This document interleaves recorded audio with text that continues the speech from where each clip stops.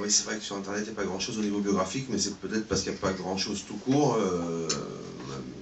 J'ai partagé ma vie entre deux activités principales. La première est l'enseignement de la philosophie. J'enseigne au lycée depuis le début des années 90. Et puis j'ai eu une activité de romancier qui a commencé un peu plus tard, au début des années 2000. En tant que professeur, j'ai travaillé la plupart du temps en Corse. Et puis j'ai eu deux expériences à l'étranger. J'ai travaillé 4 ans au lycée français d'Alger et 2 ans au lycée français d'Abu Dhabi, que j'ai quitté là en juin 2014. Parce que, avec le prix Goncourt, continuer à enseigner à 5000 km de Paris commençait à être un peu plus compliqué. Donc j'ai pris une année de repos. Au niveau de mes romans, j'ai commencé à publier mes 2 premiers ouvrages dans une toute petite maison d'édition en Corse en 2001 et 2002. Et puis mon 3e roman est paru chez l'éditeur que je n'ai plus quitté depuis, qui s'appelle Actes Sud. Je suis chez eux depuis 2006 maintenant. Et j'ai publié 5 romans chez eux, et c'est le dernier en date, Le Sermon sur la chute de Rome, qui a eu le prix Goncourt en novembre 2012. Prix Goncourt qui me vaut le plaisir d'être ici devant vous. Parce qu'avant que je l'ai, personne ne me demandait jamais de venir en Roumanie. Alors, puisque vous êtes là, pouvez-vous nous dire quelle est la recette de succès qui fait qu'un auteur devienne lauréat du Goncourt, du grand Goncourt? Alors cette recette, si elle existait, il y a beaucoup de maisons d'édition qui aimeraient bien la voir et qui l'appliqueraient sans coup faire rire. Il n'y a pas de recette. Ça ne veut pas dire que ça relève du pur hasard, mais je crois que ça relève d'abord d'un nombre tellement élevé de paramètres, si différents, que du coup, au bout du compte, finalement, ça ressemble beaucoup à du hasard.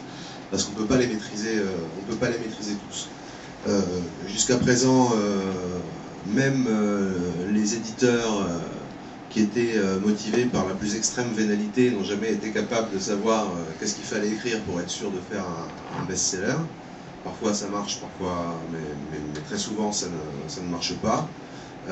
C'est une grande chance, parce que si on était capable de savoir quelles sont les attentes des lecteurs, on aurait simplement à appliquer une suite de recettes qui ferait qu'un livre se vend, et ça ne marche pas comme ça.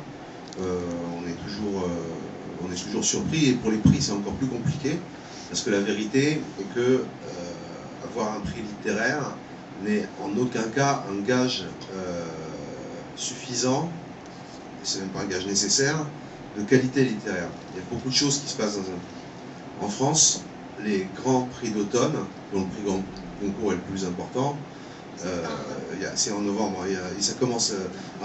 En France, la plupart des livres sortent en septembre. Et ils sortent tous en septembre parce qu'en novembre, il y a les grands prix d'automne. Il y en a. Donc le premier, c'est le Grand Prix de l'Académie française. Il y a le prix Femina, le prix Renaudot, le prix Médicis, le prix de décembre, le prix Goncourt. J'ai dû en oublier un. Et non, ça ne fait pas partie des grands prix. Les grands prix, c'est cela. Et ce qu'on appelle les grands prix, c'est ce critère pour appeler un prix grand prix est un critère purement commercial. C'est-à-dire que c'est les prix qui ont une incidence majeure sur le nombre d'exemplaires vendus d'un titre. Le Goncourt étant le prix qui a les conséquences les plus importantes. Alors, il y a une grosse polémique depuis très longtemps en France sur les prix.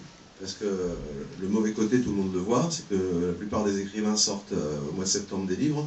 Pour vous donner une idée, je crois qu'il y a à peu près entre 600 et 700 romans qui sortent au mois de septembre. Et bien évidemment, aucun être humain normal ne peut lire 600 ou 700 romans, si bien qu'il y a 80% de ces romans qui disparaissent immédiatement dans le néant et dont on n'entendra jamais parler. Et puis on parle finalement seulement de quelques-uns, ce qui est évidemment fort injuste.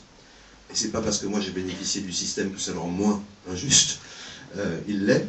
Et puis les gens qui soutiennent les prix disent qu'au moins de temps en temps, une fois par an en France, l'actualité est centrée sur le monde littéraire, et s'il n'y avait pas les prix, elle ne le serait jamais. Ce qui est aussi un argument que je peux entendre. Et bien sûr, comme tous les événements qui ont un énorme impact économique, qui vont changer le chiffre d'affaires des libraires qui vont changer le chiffre d'affaires annuel d'une maison d'édition, on voit bien qu'il doit y avoir là-dedans des considérations très éloignées de la littérature qui s'y invitent. Et que pour avoir ce prix, il faut, j'en suis persuadé, d'abord et avant tout avoir beaucoup de chance. Voilà.